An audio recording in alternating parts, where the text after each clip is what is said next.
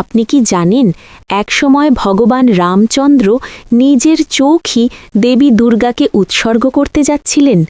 কেন এমন সিদ্ধান্ত নিয়েছিলেন তিনি?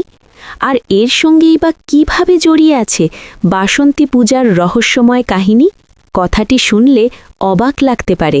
যিনি নিজেই বিষ্ণুর অবতার, সেই শ্রীরাম কেন আবার দেবীর কাছে এমন কঠিন পরীক্ষা দিতে গেলেন?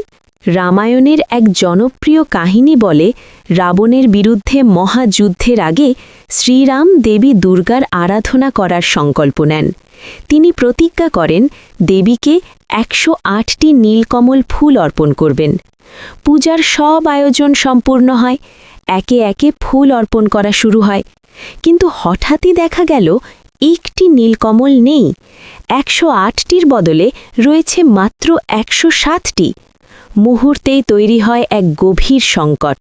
পূজা অসম্পূর্ণ থাকলে দেবীর আশীর্বাদ পাওয়া যাবে না।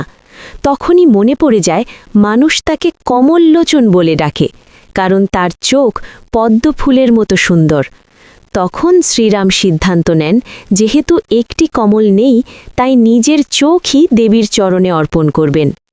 ঠিক যখন তিনি নিজের চোখ উৎসর্গ করতে যাচ্ছিলেন, সেই মুহূর্তে দেবী দুর্গা আবির্ভূত হন।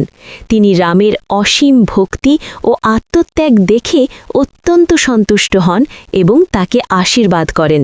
সেই আশীর্বাদ নিয়েই শ্রীরাম পরে রাবণকে পরাজিত করে ধর্মের জয় প্রতিষ্ঠা করেন।